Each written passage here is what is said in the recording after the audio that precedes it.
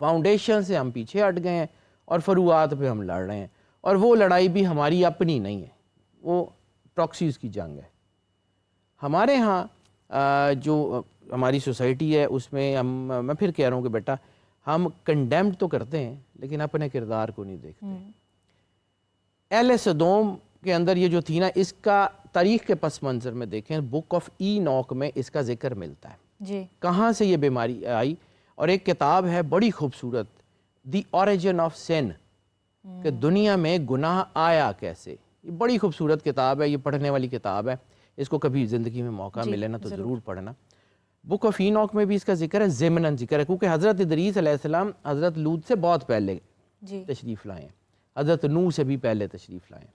حضرت نوح علیہ السلام کے عذاب کا بھی وجہ تھی، ایسے ہی بلا وجہ قوم تباہ نہیں ہوتی، اتنا بڑا عذاب دنیا کو مکمل ملیہ میٹ کرنا، تو اس کے پیچھے انوناکیز کو پڑھنا پڑے گا۔ گارڈین جو اینجل تھے، جنہوں نے، اب دیکھو نا ایک اور چیز، اللہ تعالیٰ قرآن پاک میں جو حضرت آدم علیہ السلام کی تخلیق کا واقعہ بیان کرتا ہے، فرشتوں نے کہا تھا نا کہ یہ خون ریزی کرے گا، فتنہ فساد، فرشتوں کو کس نے بتایا تھا؟ پہلے دیکھ چکے تھے، جنات کے احوال دیکھ چکے تھے، فرشتوں کو جو ہے وہ کس نے بتایا تھا؟ کائنات کا مالک اللہ، کارساز اللہ، اور پھر اللہ نے ان کو یہ نہیں کہا، اللہ نے کہا جو میں جانتا ہوں تم نہیں جانتے۔ بے شک۔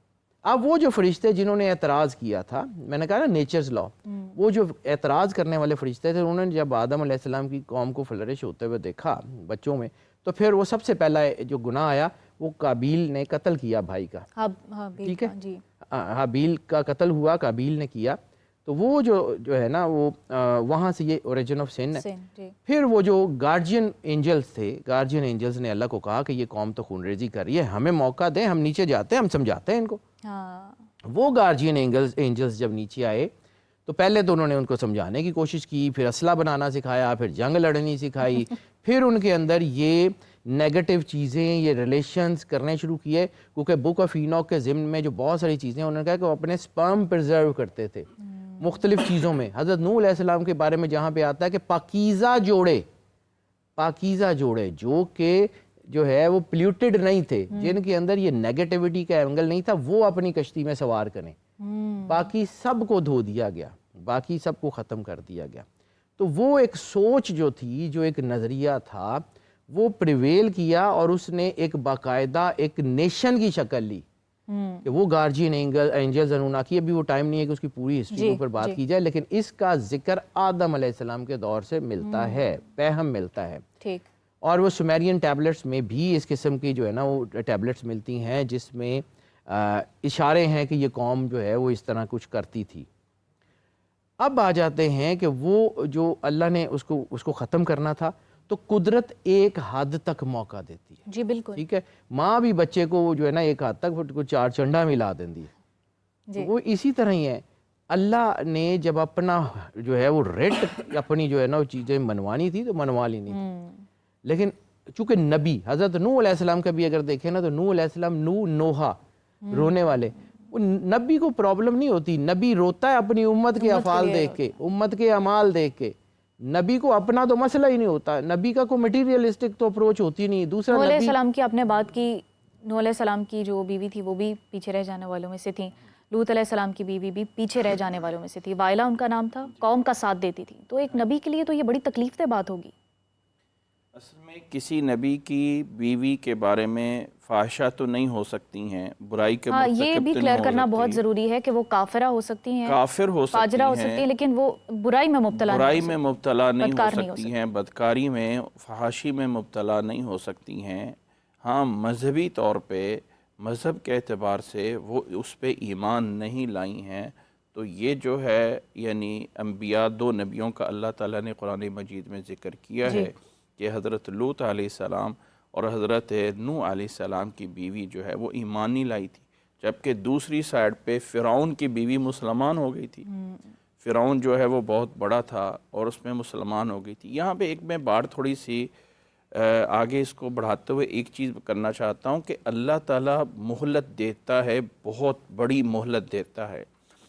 یہ جو ابراہیم علیہ السلام کا حضرت لوط علیہ السلام کو سدوم کی طرف بھیجنا اور پھر فرشتوں کا آ کے عذاب کے لیے آنا، جی اگر ہم اس کو ایز اے ہسٹری میں یا تاریخ میں دیکھتے ہیں تو حضرت ابراہیم علیہ السلام جب عراق سے یا بابل سے ہجرت کر کے آتے ہیں فلسطین کی طرف اور پھر آگے مصر سے آ کے واپس آتے ہیں، تو اس وقت ذکر آتا ہے کہ حضرت لوط علیہ السلام کو سدوم کی طرف بھیجا۔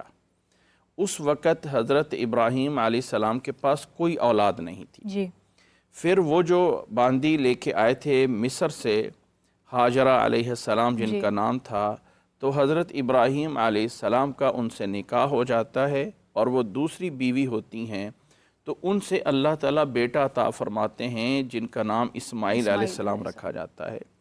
تو اللہ کے حکم سے پھر اپنی اس بیوی کو اور اپنے اس بیٹے اسماعیل کو اللہ کے حکم سے وہاں سے آج جہاں مکہ مکرمہ ہے یہاں تک، اس وقت یہ وادی غیر ذی زرع قرآن مجید نے کہا ہے کہ بغیر کسی پودے کے گیا کہ صاف وادی تھی، چٹیل جو ہے وہ پہاڑ تھے، اللہ کے حکم سے یہاں آ کے ان کو چھوڑ کے جاتے ہیں۔ اب یہاں پہ اسماعیل علیہ السلام پروان چڑھتے ہیں، بڑے ہوتے ہیں، جوان ہوتے ہیں، مکہ یہ شہر بنتا ہے، آباد ہو جاتا ہے۔ پیچھے حضرت ابراہیم علیہ السلام اور حضرت سارہ علیہ السلام وہیں پہ فلسطین میں ہیں اور وہیں پہ ہیں۔ اب یہ ایک بڑا عرصہ ہے۔ پھر ابراہیم علیہ السلام کی جب عمر 150 سال کے قریب پہنچتی ہے جی اور حضرت سارہ علیہ السلام کی عمر جو ہے وہ 90 سال کے قریب پہنچتی ہے، تو اس وقت وہ فرشتے آتے ہیں جو ابراہیم علیہ السلام پھر سے بیٹے کی بشارت دیتے ہیں کے پاس ایز اے مہمان بن کے آتے ہیں، اور ابراہیم علیہ السلام ان کو مہمانی میں گوشت پیش کرتے ہیں، بھنا ہوا بچڑا پیش کرتے ہیں، اور وہ تو نہیں کھاتے ہیں، خوف آ جاتا ہے کہ یہ کیوں نہیں کھا رہے۔ اس وقت یہ رواج ہوتا تھا کہ اگر مہمان جو ہے کھانا تناول فرما لے تو وہ مہمان ہوتے ہیں، دوست ہوتے ہیں، نہ تناول فرمائیں تو وہ دشمنی کی علامت ہوتا ہے۔ تو یہ اصل بتانا مقصد یہ ہے کہ ایک لمبا عرصہ ہوا جس میں حضرت لوط علیہ السلام اپنی قوم کو تبلیغ کرتے رہے، کوئی تھوڑا عرصہ نہیں گزرا۔ اب اس میں کوئی ایگزیکٹ تو ایسی تاریخ میں یعنی ایج نہیں ملتی ہے کہ کتنی ایج جو ہے وہ اسماعیل علیہ السلام کے پیدا ہونے سے پہلے جو ہے حضرت لوط علیہ السلام کو بھیجا تھا، پھر اسماعیل علیہ السلام کا مکہ مکرمہ میں پیدا ہونا، اور صحیح البخاری میں وہ 2 واقعات بھی روایت کیے گئے ہیں کہ ابراہیم علیہ السلام اپنے بیٹے اسماعیل علیہ السلام کو ملنے کے لیے آتے ہیں مکہ میں، اور وہ بڑے ہو گئے ہیں۔ ایک دفعہ تو وہ ملنے کے لیے آئے جب ان کے ساتھ اللہ تعالیٰ نے واقعہ ذکر کیا ہے کہ جب کعبہ کی بیت اللہ کی تعمیر فرمائی اور وہ چھوٹے تھے، ان کے ساتھ وَإِذْ يَرْفَعُ إِبْرَاهِيمُ الْمَقَاعِدَ مِنَ الْبَيْتِ وَإِسْمَاعِيلُ کہ اسماعیل اور ابراہیم جو ہیں اللہ کے گھر کو بناتے ہیں۔ پھر وہ 2 واقعات بھی ہیں کہ ایک دفعہ آتے ہیں اور گھر میں دستخط دیتے ہیں تو اسماعیل علیہ السلام گھر میں ہوتے نہیں ہیں اور گھر میں بیوی موجود ہوتی ہے، تو بتایا جاتا ہے کہ وہ تو کہیں گئے ہوئے ہیں، تو بیوی نے پوچھتے ہیں کہ یہ گھر کے حالات کیسے ہیں، تو بیوی نے بتایا یہ بھی نہیں اچھا، وہ بھی نہیں اچھا، تو جاتے ہوئے بتا کے جاتے ہیں کہ دروازے کی چوکھٹ اچھی نہیں، اس کو بدل دیں۔ تو یہ 2 دفعہ ان کا آنا، اس کا مطلب اسماعیل علیہ السلام بڑے جوان ہو چکے ہیں، جو اصل پوائنٹ ہے لانے کا۔ تو بچپن پیدا ہونے سے لے کے جوان ہونے تک اسماعیل علیہ السلام مکہ میں ہوتے ہیں، پھر یہاں سے جب واپس جاتے ہیں تو تب اللہ تعالیٰ وہ بیٹا اسحاق علیہ السلام عطا فرماتے ہیں، خوشخبری دیتے ہیں، جس بیٹے کی خوشخبری وہ فرشتے لے کے آئے تھے، جو فرشتے کے آگے سدوم والوں کے پاس عذاب کے لیے جاتے ہیں۔ تو یہ سدوم والوں کو ایک ٹائم دیا گیا، ایک لمبا وقت دیا جاتا ہے کسی قوم کو اپنی اصلاح کرنے کے لیے کہ واپس آ جائیں اور اپنی اصلاح کر لیں۔ جب پھر حد گزر جاتی ہے اور پھر کوئی نہیں مانتا ہے تو پھر اللہ تعالیٰ کا حکم آ جاتا ہے، رب انی مغلوب فانتصر، کہ اے اللہ اب میں مغلوب ہوں، اب تم اپنی مدد نازل فرما دے۔ تو پھر اللہ تعالیٰ کی طرف سے جو ہے وہ عذاب آ جاتا ہے، اور پھر حضرت لوط علیہ السلام کو بتایا جاتا ہے کہ راتوں رات اپنے گھرانے کو لے کے یہاں سے نکل جاؤ، اور صبح کے ٹائم ان کے اوپر جو ہے وہ عذاب آنے والا ہے۔ تو اس لیے اللہ تعالیٰ ہمیں بھی تھوڑی سی ڈھیل دیتا ہے فوری نہیں پکڑ لیتا ہے کہ آج کسی نے کوئی گناہ کیا ہو تو سوچ لیا کہ بس جی مجھے تو کچھ نہیں ہوا اور مجھے تو وہ کوئی ہے نا ہو جیسے نہیں کہ رہا تم بس فلاں۔ یہ غور کرتے ہو کہ تمہاری دعا فوراً قبول کیوں نہیں ہو جاتی، یہ بھی سوچا کرو کہ تمہارے گناہ کی سزا تمہیں فوراً نہیں دی کیوں نہیں جاتی۔ مل جاتی؟ فوراً کیوں یہاں نہیں پر مل ڈاکٹر جاتی؟ صاحب سے میں جاننا چاہوں گی عذاب کا سلسلہ کیسے شروع ہوتا ہے؟ جو اس وقت کا ماحول تھا، پوری قوم حضرت لوط علیہ السلام کے گھر امڑ آئی ان فرشتوں کے حوالے سے کہ وہ خوبصورت نوجوان ہیں، یہ احوال بتائیے۔ جی، پوری قوم جب حضرت لوط علیہ السلام کی طرف امڑ آئی اور انہوں نے حضرت لوط کے گھر کا محاصرہ کر دروازہ بھی توڑنے لگے اور دیواریں بھی پھیلانے لگے، جس سے حضرت لوط علیہ السلام کی جو پریشانی تھی وہ بہت بڑھ گئی، اور قرآن مجید نے ان کی اس پریشانی کو 2-3 مقامات پر بیان کیا۔ حضرت لوط نے فرمایا کہ تم لوگ اتنے بے حیا ہو چکے ہو کہ مجھے میرے مہمانوں کے سامنے رسوا اور شرمندہ کرنا چاہتے۔ اچھا، لیکن ان میں کوئی حیا نہیں تھی، اور انہوں نے کہا کہ اے لوط، کیا تم نے پورے جہان کے انسانوں کو کی اصلاح کا اور ان کے تحفظ کا ٹھیکہ لے رکھا ہے؟ یہ انہوں نے حضرت لوط سے کہا۔ تو بالآخر حضرت لوط علیہ السلام اسی پریشانی میں جب باہر سے یہ معاملہ کر کے اندر تشریف لاتے ہیں اور اندر وہ جی 2 فرشتے بیٹھے ہیں، اس وقت تک وہ فرشتے اپنا فرشتہ ہونا ظاہر نہیں کرتے، جی لیکن جب حضرت لوط علیہ السلام کے ساتھ یہ معاملہ پیش آتا ہے اور وہ پریشان ہوتے ہیں تو حضرت جبرائیل علیہ السلام فرماتے ہیں کہ آپ پریشان نہ ہوں، ہم انسان نہیں بلکہ اللہ کے بھیجے ہوئے فرشتے ہیں، اور آپ کی بدکردار قوم سے متعلق آپ کو وعید سنانے آئے ہیں عذاب کی۔ آج کی اللہ رات اکبر۔ آخری رات ہے، آپ اپنی اہل و عیال کے ساتھ، اپنے بچوں کے ساتھ اور اپنی مومنہ بیوی کے ساتھ یہاں سے تشریف لے جائیے، اور آپ نے پلٹ کے نہیں دیکھنا، اللہ اس بستی کے لیے عذاب کا فیصلہ کر چکا ہے۔ اور پھر عذاب اتنا شدید آتا ہے کہ قرآن مجید میں اگر آپ ایک لسٹ دیکھیں تو کم از کم 15 سے 17 قوموں پر عذاب کا تذکرہ ہے، لیکن اتنا شدید عذاب اور غضب الہی کا جو رنگ یہاں نظر آتا ہے وہ کسی اور میں نظر نہیں آتا۔ مفسرین کی تفصیلات دیکھیں تو 3 قسم کے عذاب ہیں۔ ایک بہت خوفناک قسم کی چیخ ہوتی ہے اور وہ چیخ دہلا دیتی ہے ان کے دلوں کو۔ پھر حضرت عذاب کا جبرائیل سلسلہ علیہ تبھی السلام شروع ہو جو آئے جاتا ہوئے ہے جب دروازے تک قوم پہنچتی ہے تو حضرت لوط علیہ السلام دروازہ کھولتے ہیں تو جبریل علیہ السلام اپنے پر سے ان کی آنکھوں کو نکال دیتے ہیں، یہاں سے عذاب کا پہلا سلسلہ شروع ہوتا ہے۔ جی بالکل۔ اس کے بعد پھر یہ اس وقت کی بات، پھر جب رات گزر جاتی ہے تو حضرت لوط علیہ السلام تشریف لے جاتے ہیں، تو پھر حضرت جبرائیل علیہ السلام پہلے ایک چیخ آتی ہے زوردار، پھر اس کے بعد حضرت جبرائیل علیہ السلام اپنے پروں پر ان 5 بستیوں کو اٹھا کے آسمان کی طرف پرواز کرتے ہیں اور اوپر سے نیچے پھینک دیتے ہیں، جس سے بستیاں الٹ جاتی ہیں، اور پھر ان الٹی ہوئی بستیوں پر پتھروں کی بارش ہوتی ہے اور ان کے چیتڑے اڑ جاتے ہیں اور کچھ ان کے پلے نہیں رہتا، اور وہ آج تک حضور اسلام ایک غزوہ کے دوران اس علاقے سے گزرے تو حضور کا چہرہ بھی متغیر ہوا اور آپ نے استغفار پڑھتے ہوئے تیزی سے گزرے اور فرمایا صحابہ سے یہاں بالکل ٹھہراؤ نہ کرنا اور قیام نہ کرنا۔ یوں کر کے ان کے پاس عذاب آیا اور اللہ نے ان کو نشان عبرت بنایا۔ یہاں ایک بڑا اہم پہلو ابھی ہمارے بھائی تشریف فرمائے، بہت خوبصورت انہوں نے بات کی، ماڈرن جو ریسرچ ہے اس کی روشنی میں وہ فرما رہے ہیں۔ یہاں ایک اور بات بڑی امپورٹنٹ ہے، دیکھیے ہر انسان ہمہ وقت کا متقی بھی نہیں ہے اور ہر انسان ہمہ وقت کا گناہگار بھی نہیں۔ ایک کیفیت گناہ آتی ہے ہم پر، ہم نے اس ایک کیفیت اور ان چند لمحات میں ضبط کرنا ہے۔ بے شک۔ تو اس پر اچھا، اب جب گناہ کو سرپرستی حاصل ہو جاتی ہے تو پھر گناہ بڑھ جاتا ہے، یہ بڑا امپورٹنٹ ہے۔ یہ جو لوط کی قوم تھی حضرت لوط علیہ السلام کی، اس کو سرپرستی حاصل ہو گئی تھی۔ اب میں آپ کو ایک مختصر واقعہ بیان کرتا ہوں۔ جی وہ واقعہ یہ ہے، یہ بہت بڑے عرب عالم ہیں عبد الوہاب النجار مصر کے، انہوں نے قوم لوط کے ضمن میں یہ واقعہ لکھا۔ وہ کہتے ہیں کہ یہ قوم اتنی بدکردار ہو چکی تھی اور یہ بدکرداری ان کے حکمرانوں میں بھی سرایت کر چکی تھی، اور حکمرانوں کی پسے پشت یہ سب کچھ کرتے تھے۔ طریقہ کیا تھا؟ اب آپ طریقہ دیکھیں۔ انہوں نے واقعہ لکھا کہ حضرت سارہ جو تھی، حضرت ابراہیم کی زوجہ، انہوں نے حضرت لوط علیہ السلام کو حال احوال کے لیے اپنے غلام جس کا نام لعاز اس کا نام تھا، اس کو بھیجا کہ حال احوال دریافت کر کے، اور اس کی رشتہ داری تھی۔ تو وہ آیا تو حضرت لوط کے دروازے پہ کھڑا تھا، تو پیچھے سے قوم کے کسی شخص نے پتھر مارا اور پتھر مار کے سر پھوڑ دیا۔ جب اس لحاظ نے کہا بھائی مجھے کیوں مارا ہے پتھر، تو وہ کہنے لگا کہ میں نے یہ خون بہا کے تجھ کو بہت ساری بیماریوں سے بچا لیا ہے. ان کے ہاں یہ کوئی باطل تصور تھا کہ یہ خون تھا جو تیرے جسم میں رہتا تو بیکٹیریا پیدا کرتا اور تو بیمار ہوتا. ہم نے خون نکال دیا ہے, اب تو ہمیں اس کا معاوضہ دے جو ہم نے تیرے ساتھ بھلا کیا ہے. آگے سے لاز لڑ پڑے. چلتے چلتے چلتے یہ معاملہ اس وقت کے بادشاہ کے پاس پہنچ گیا. بادشاہ نے کہا کہ یہ بالکل درست کہتا ہے, اس نے تو تجھے پتھر مار کے اور تجھے کئی بیماریوں سے بچایا, اب تو اس کا معاوضہ دے. انہوں نے کہا کہ میں کیا معاوضہ دوں؟ بادشاہ آگے کہنے لگا کہ تو 2 بندوں کے ساتھ وہ عمل کر جس عمل کے باعث ان پر عذاب آ رہا.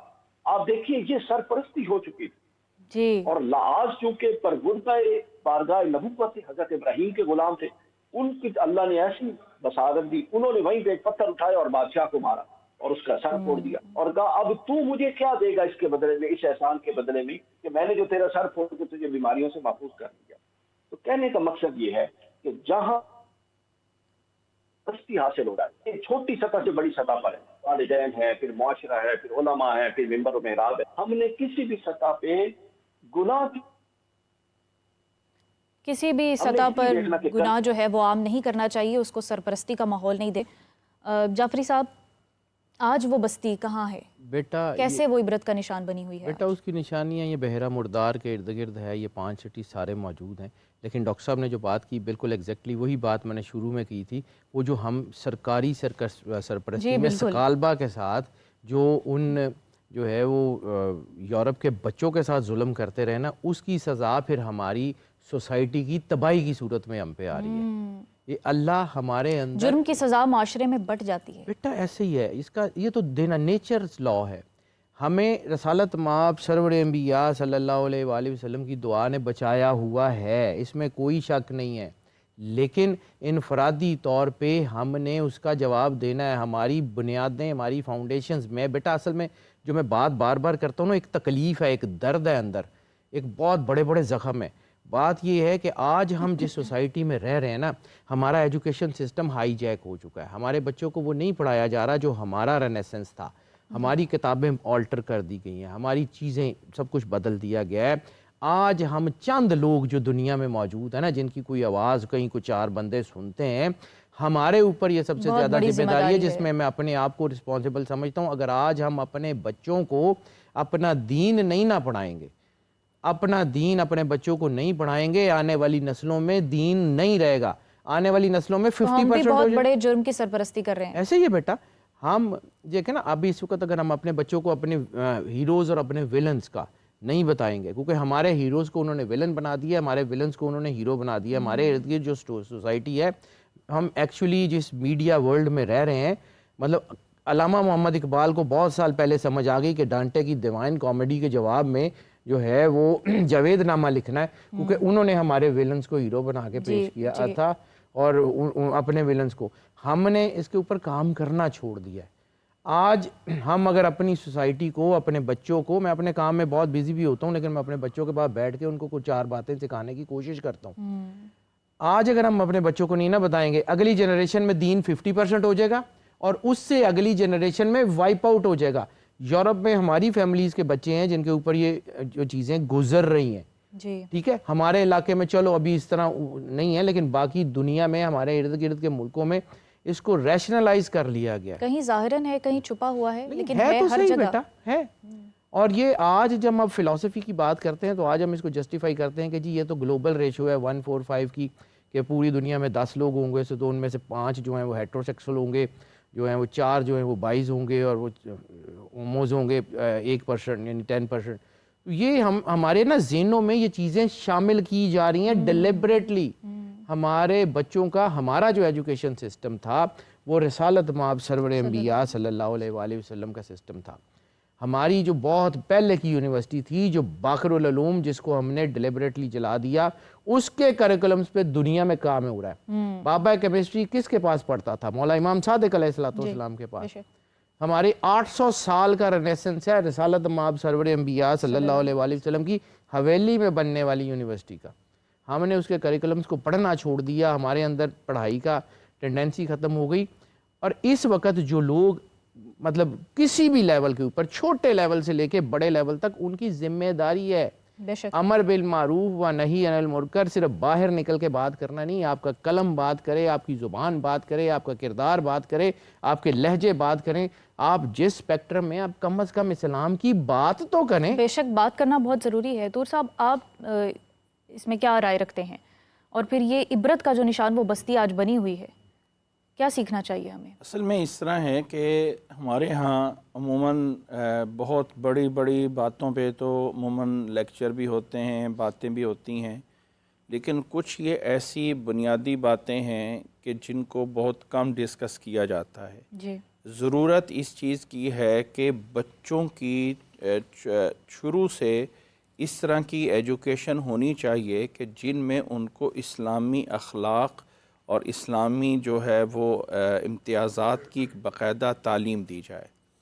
یہ چیزیں ان کے ہاں بتائی جائیں کہ یہ اسلام میں یہ چیزیں جائز ہیں اور یہ چیزیں ناجائز ہیں، ایک اس انداز میں بتائی جائیں کہ ماں اپنے بچے کو سمجھا سکتی ہو، باپ اپنے بچے کو سمجھا سکتا ہو۔ اور میں سمجھتا ہوں کہ سب سے پہلا جو کسی بھی بچے کے لیے مدرسہ یا اسکول ہوتا ہے وہ اس کا گھر ہوتا ہے۔ جی، اگر گھروں کے اندر ایسا ماحول بنایا جائے کہ بچوں کو صحیح اور غلط کا نشاندہی کی جائے، آج کل عموماً ہوتا ہی ہے کہ بچہ اگر گھر کے اندر کوئی غلط کام کر رہا ہے نا تو ماں باپ اس پہ خوش ہو رہے ہوتے ہیں، دیکھو یہ اس کو تھپڑ کیسے لگا رہا ہے، یہ دیکھو جی وہ اس کے ساتھ کیسے کر رہا ہے، یہ ایسے کر رہا ہے۔ یہ چیزیں اگر ماں باپ گھروں کے اندر سے بچوں کو صحیح معنی میں بتانا شروع کر دیں گے۔ آج کل ہمارے میں ایک چھوٹی سی ویسے یعنی ایک سائڈ سے بات کر رہا ہوں جی، کہ ہماری جو ٹریفک کے حالات ہیں، ایک چھوٹے چھوٹے بچوں کو جب آپ موٹر سائیکل دے دیتے ہیں تو دینے والے کون ہوتے ہیں؟ وہ ماں باپ ہی ہوتے ہیں جو ان کو جا کے دیتے ہیں کہ جاؤ جا کے موٹر سائیکل یہ کر کے آ جاؤ، وہ کر کے آ جاؤ۔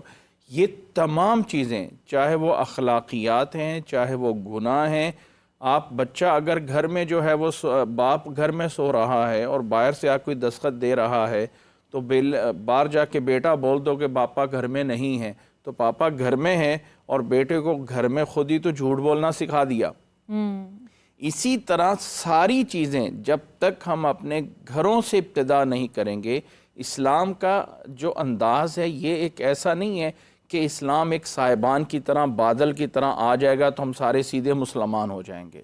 اللہ کے نبی صلی اللہ علیہ وسلم نے جب مکہ میں اپنی اس نبوت کے بارے میں دعوت کا آغاز فرمایا تو یہ نہیں کیا کہ سب سے پہلے جو مکہ کے بڑے بڑے سردار ہیں ان کو مسلمان کر لیا جائے تو دین غالب آ جائے گا، بلکہ وہ چھوٹے چھوٹے اکائیاں جو چھوٹے چھوٹے لوگ تھے ان کو دین اسلام میں شروع کیا، اور آہستہ آہستہ قطرہ قطرہ مل کے جیسے کہا جاتا ہے دریا بن جاتا ہے، تنکا تنکا مل کے پہاڑ بن جاتا ہے۔ تو اسلام انفرادیت سے شروع ہوتا ہے، سب سے پہلے مجھے خود دیکھنا ہے کہ میں کیا کر رہا ہوں۔